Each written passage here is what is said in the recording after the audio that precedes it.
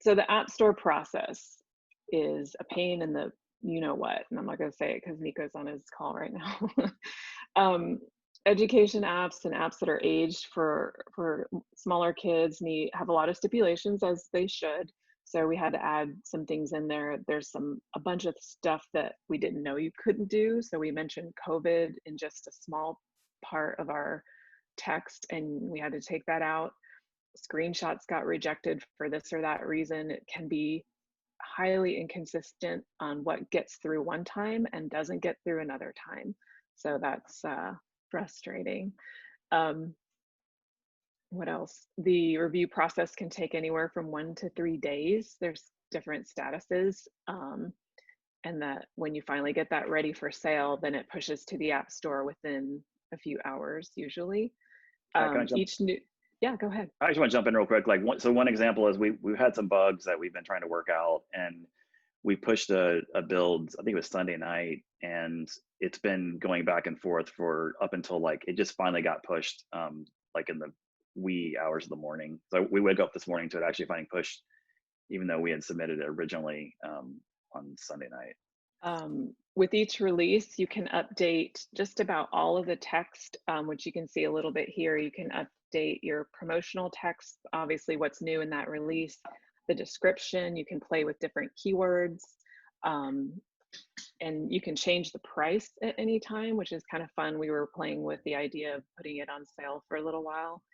And then we noticed that ranking on the educational store charts is just this roller coaster of mystery, and it is some sort of secret formula of app usage, downloads, reviews, and I don't even know what, but it's a roller coaster. Yeah, so kind of more relating to the App Store as well. App Store optimization, known as ASO, we're finding out how huge it is. And one of the main reasons it's so big is because if I put this little chart at the top right, you can see of all the downloads we got, or all the impressions, 6-7% has been from App Store search, and a lot of the downloads are basically coming from that. So it's the number one way that you get your app discovered. So ASO is a lot like SEO. It's like super important. And some of the things that are part of it is like having the proper keywords and all your metadata, and that's like everything from the name to titles to description to all, just like throughout. But it's the same, it's similar to SEO. You can't stuff it. There's like, it's got to be natural but also informative, and you kind of target keywords, and that's a whole probably section I think we could really get off the rails. It's important, and we're still learning a lot about it. We did a little bit of keyword stuffing in our title, but hopefully not too much. All right, development. So, oh man, we're running out of time. So this is one of the things that I'll just say, like on a broad scale, I am super pleased with our collaboration with Eric. He's been a fantastic developer. Like, and I've learned a lot. He's really good, and I just want to give him like some public props. Like, it's been nice to work with someone who's so good and easy to work with, and like talented and just problem solving. There's a few things I learned. There's probably more that I could share later, but the high level stuff is the collaboration is super helpful. I feel like during a lot of the conversations that we had on our weekly meetings, we came to some good decisions, I think, that allowed us to move quickly and make smart calls that were easy wins and not very burdensome for either one of us. So I think having that rapport has been like, it's gold. That's all I can say about that. One little tidbit I learned is he likes PDFs as preferred format for vector assets. I always thought SVG was better, or even pings. So he's just been taking PDFs. Just kind of one of those tidbits that surprised me. Figma. So one thing that we have run into with Figma, it's relatively new to me. Like, I've had a history of Sketch and XD and some other things, and you deliver in Zeppelin, but the handoff when someone's actually in the Figma file, who's your developer, the handoff becomes a little tricky because you have people in there and working while you're developing. So one of the things we more recently did was to define more of like a clear handoff section versus the in progress section, because everything's so fluid. That really has helped kind of like not grabbing the wrong assets and kind of knowing what's going on. Another thing is kind of simple thing with vector icons. There's two things. Like, on iOS and web, they can color correct it or color adjust it. So delivering black icons has been very just useful, where you can just take and recolor it. And then I just kind of confirmed that we have had this at Slide. We've had kind of had this theory of like making icons a certain pixel dimension as a component, and then developer can take it from there, and you can swap it out easy as long as you keep that same general pixel size, and that has worked like a charm. So just kind of setting up, I think we have our pixel set up as 100 by 100, and he's able to take those and switch them out and run with it. And it's been super, like, we've got a pretty good workflow now. The big takeaway is wearing the client hat, and I wish we could get into it more time, but wearing the client hat just gives you a different perspective on the decision making process. Like, as a designer, you choose certain things, you make decisions, but like kind of stepping back and seeing like some of the costs and some of the other implications, and like having to like make the decisions, it's been really eye-opening. And I kind of recommend that everyone do it, just to kind of see, wear other hats and see other positions. And just, I think it's going to help me work with other just other business owners, other business people in general, just because I have more maybe compassion for what they're going through. Collaboration is king. I think I talked about that earlier. Compromise. Oh, geez. Glitchy mouse. Compromise is pretty important. So we had to like really make quick decisions and make sure we were utilizing our time. So I think that give take is great. And then just fun is fuel for creativity and focus. Like, having fun along the way is just, I don't know, I find a lot of value in that. I feel like I do better work. So those are my takeaways. Sorry, we only have 3 minutes for questions.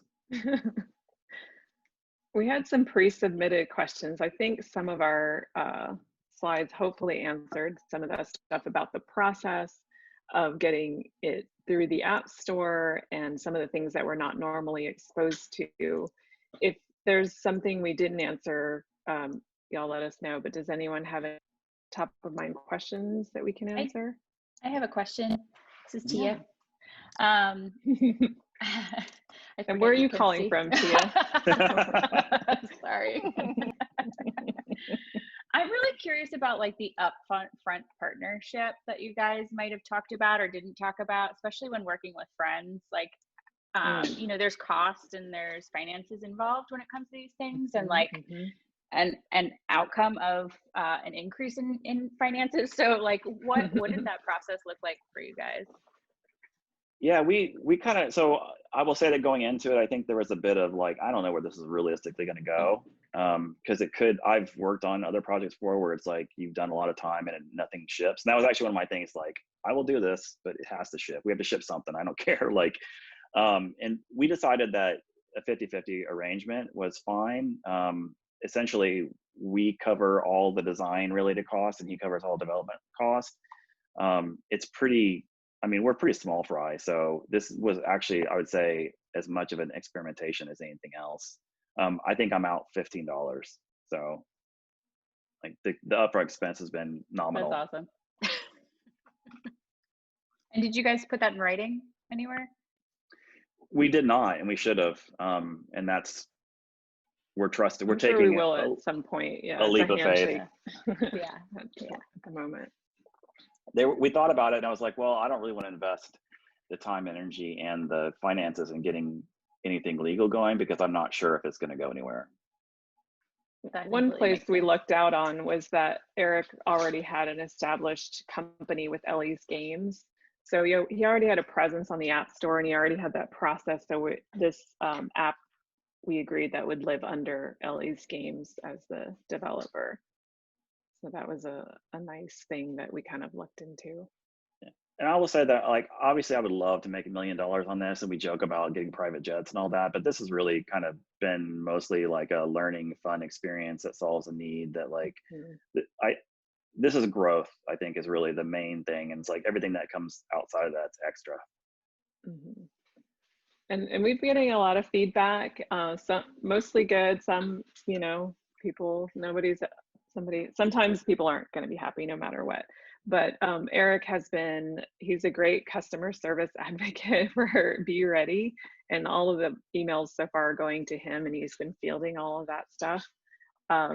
So that's been an interesting part of the process too, is kind of the after the launch and the upkeep and all that stuff.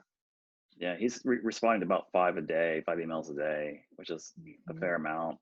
And it's really been exciting to like that there's some serious fans who are like, I love it, it's helpful. They're like, that is so rewarding when you help someone, especially in this space and this time. Like, I would have never thought about that, but it's like, I like one person, Cindy, she's wrote like 2 or 3 times, and it's like, we always joke that like, we're going to make this improvement for Cindy. Like, we got to make Cindy happy. It's really neat. Heidi, Yeah, yeah. Heidi from Sacramento. First of all, you guys, the branding's awesome. This is so cool. I'm just like I'm so curious. Like, how did you guys have time? Like, from a time management, like this is so cool. Were you guys like working at wee hours of the night because you guys have job, parent? Like, I'm just baffled of your time commitment here.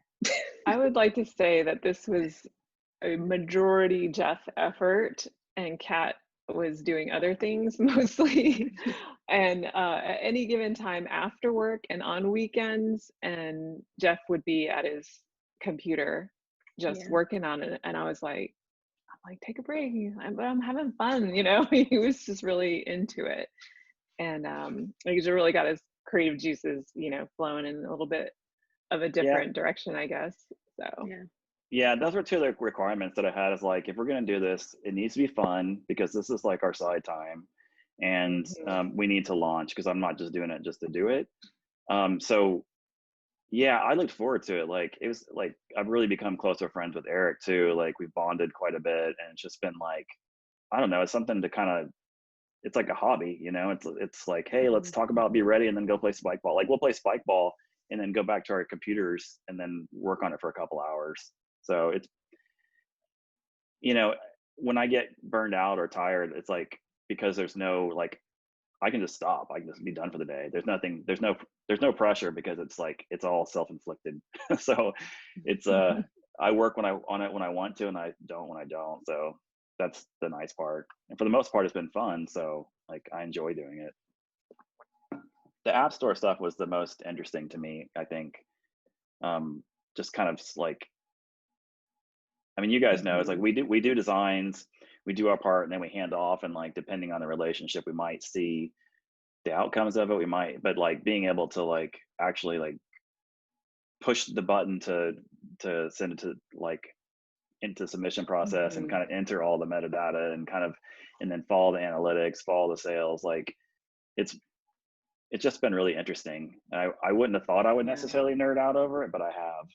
Yeah, it has been a great learning experience. And I know one of the things we learned is that Apple suppresses reviews sometimes too. They have some sort of an algorithm, I think, that flags certain reviews and doesn't allow them or removes them. And so I did try to game it a little bit. I reviewed it myself, and it was up there for a day, and it got yoinked. Oh, that's actually a really good point. This is the part where I beg. So like, app store reviews are so huge in ASO. So like, anybody who has downloaded it, I would definitely appreciate using it and writing a really awesome review, or at least just maybe 5 stars. It helps us a lot. It helps us like rise in the ranks. And I mean, don't say anything you don't believe, but I want to make you a believer. A believer. A believer. Oh, honey, that's the best. Oh, beehive. All right, that's enough.